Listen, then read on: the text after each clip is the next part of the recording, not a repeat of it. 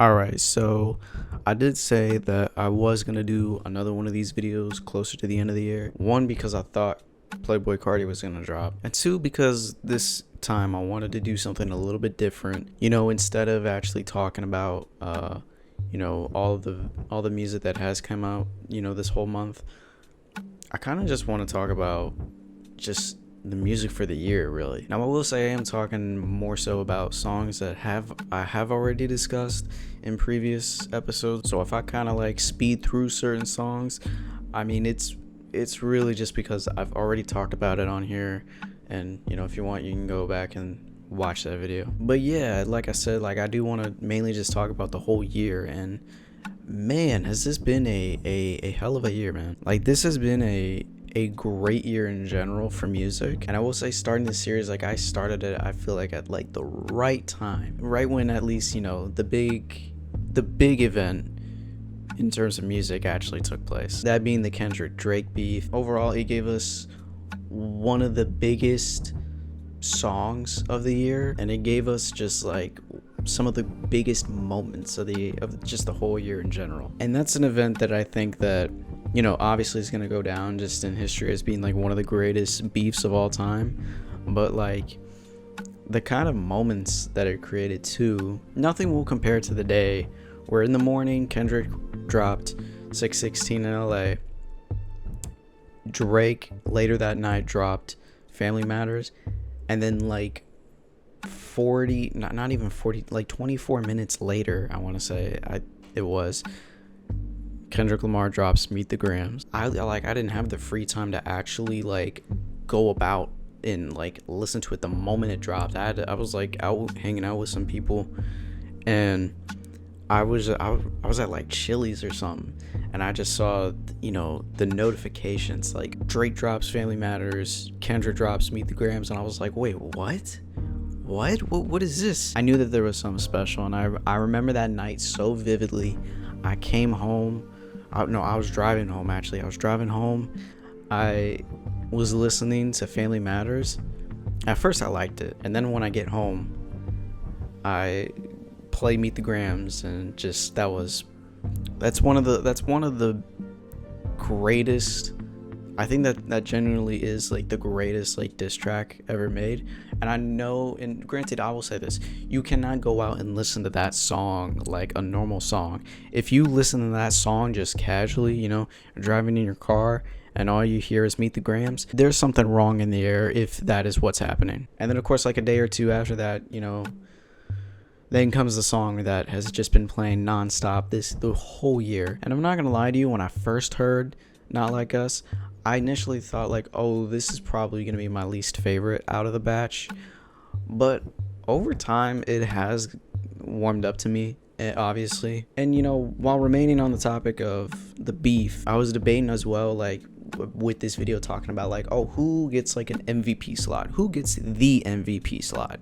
Because at the end of the day, it comes down to only two people throughout rap, and that's Kendrick Lamar or Future. But at first, I was thinking like, oh, well, I see why people say Kendrick. Future, though, released 3 projects, and then Kendrick Lamar had to release GNX, and I was like, okay, it's over.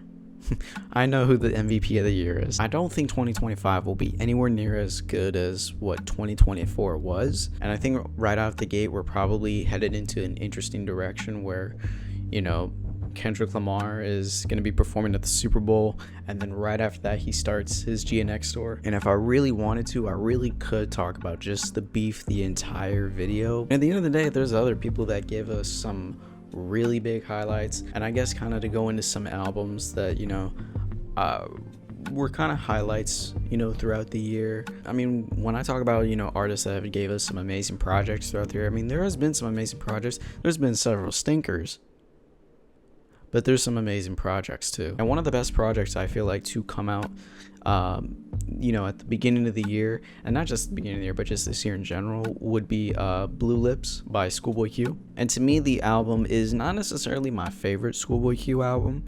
I thought it's pretty good. Something like Blue Slides is a great song. I think if anything, after, I think it was like a 5-year wait since Crash Talk came out.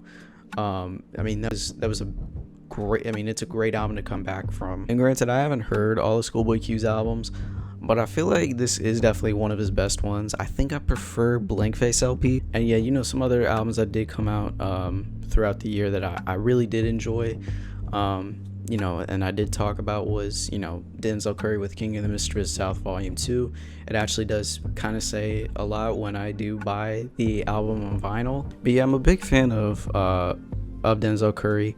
And I was really looking forward to Kingdom Mistress South Volume 2, and it did not disappoint me at all. I wasn't looking for anything too conceptual like Taboo or About My Eyes See Your Future, which the deluxe of that album is fucking great with all the whole, what's almost like a Tiny Desk version of that album. I think it's really cool. Another album that I did really like, of course, was Chromacopia by Tyler, the Creator. I really like how this does feel more like his most personal album. And like I said, from a writing perspective, from a performance perspective, and from a production perspective, Tyler, the Creator is at an all-time high with this album. And of course, Childish Gambino did release Bando Stone in the New World.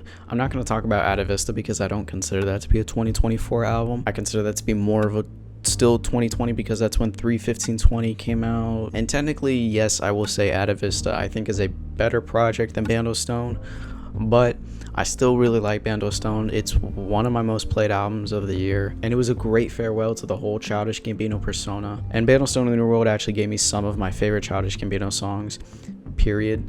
And you know, in even the concert experience, you know, this year, if I had to give one moment to, like, just as like that's the moment that just was the best part of the whole year, it would actually be that concert, I'm not gonna lie. And as far as when we're getting that movie, I don't fucking know, man. This shit's never gonna come out, man. One project that I kind of don't want to go into too much, and it's not really an album, but it felt like its own album. I don't know why it didn't come out of as its own album. I really like the deluxe to SOS Lana by SZA. I thought it was a great project, really good, and I kind of found it better than SOS as a whole. You know, whether if you want to talk about songs like 30 for 30, Diamond Boy, those songs are fucking amazing. That's also a project, you know, while it did come out this month, it's still, I think, a highlight for me because I wasn't really expecting a project from SZA. I know she's been teasing it, but I didn't think we were going to be getting one so soon. And like I stated earlier, GNX by Kendrick Lamar is one of the best albums of the year. And when I do this whole list, I'm not trying to give you guys like a whole top 10 kind of thing, but if there's one project I have to give it to for being, you know, the number one album of the year, or my favorite album of the year, which it is, as well as it just being my most streamed album of the year, it would have to go to We Don't Trust You by Future and Metro Boomin. The fact that he was able to go back into that 2015 kind of DS2 kind of bag Future, like that's something I never thought would be replicated. Future might be in a second prime this year just because of like all three of those projects, and just especially with how great We Don't Trust You was, how much I surprisingly even listened to a lot more of We Still Don't Trust You, and then some songs off Mixtape Pluto, like I can't get rid of some of those songs. But of course, as a series is kind of just about songs, you know, what songs really did stand out to me, you know, a lot of them I will say I have talked about on, you know, here before, but I still do want to kind of, you know, mention them as being, you know, just highlights of the year. Sorry Not Sorry with Lil Yachty and V's. I haven't been able to stop listening to that song. Like, that song is so fucking fire. I think a highlight that did come earlier in the year was Sneaky by 21 Savage, a song that initially when I first heard it, I thought the whole ad-lib was just gonna be a little redundant, and I was just gonna get sick of the song really quick, but I was surprised of how I actually kept coming back to it. And I mean, that is the highlight, is, you know, just that whole ad-lib. Of course, if we're going back to the beef, you know, like I said, Meet the Grams is, I think, a great song written wise, but Euphoria being another one of those songs that Kendrick Lamar did put out this year, you know, that song is, That song just, oh, it fills you up with energy. Of course, there's Hot One by Denzel Curry. We Still Don't Trust You with Future and Metro Boomin. Fuel by Eminem featuring JID, which that is an amazing JID verse. Sometimes I don't even listen to the full song. I just go back to JID's verse. Ratata by Tyler, the Creator's still so much fun to listen to. Glock with Don Toliver. Like I stated earlier, I briefly talked about Lana by SZA, Drive. I know that was a leaked song. I never heard it in full until the album came out. But Drive is my favorite song off that project. Words to Live By featuring Earl Sweatshirt. That's a song I've talked about last video, which, dude, I still can't stop listening to that. That Earl Sweatshirt verse is just, oh my. If I had to give a verse of the year, which I'm not going to, but I'm kind of am now that I'm talking about it. Earl Sweatshirt's verse on Words to Live By, I can't stop listening to that fucking verse. It's so fire. Whacked Out Murals by Kendrick Lamar, just, I love the energy on that song. Yoshinoya by Childish Gambino, that song just, that is Childish Gambino's best rapping performance, I would say, probably since, holy shit, since I would say, yeah, Because the Internet, I would say. We Don't Trust You by Future and Metro Boomin. This song I have not stopped listening to since it came out. This song, like, it fucking empowered me, like, so much throughout this whole year. And it just, like, it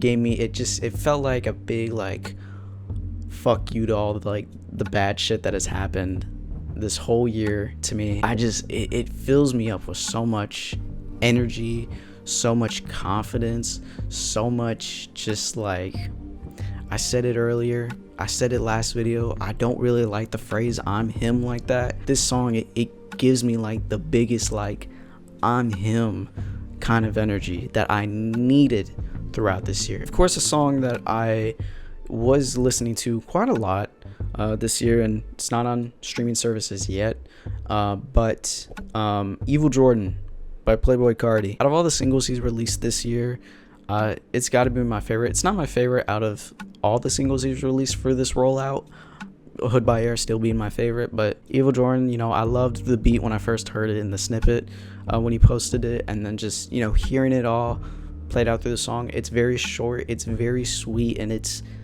a lot of fun to listen to. Timeless by The Weeknd and Playboi Carti, that song is just great. Thank God for Me, Schoolboy Q. Sometimes you just gotta say thank God for me, even though, you know, that's kind of outside of, like, the story that he's trying to tell on the song. That whole whistle kind of, like, in the beginning and the end of the song, like, dude, that first, you're like floating, you're floating because of it. And then when the beat drops, when the fucking beat switch comes in, it's like it turns into a fucking banger all of a sudden. Witchy by Kaytranada featuring Childish Gambino. One, the instrumental is just so groovy, you just want to get up and kind of dance, and then Childish Gambino's angelic vocals all throughout the song, like, it's so much fun just to hear this song. It was a lot of fun to hear it live too. Of course, there is one other song that I did talk about this year, ended up being my most streamed song of the year, and that would be Ice Attack by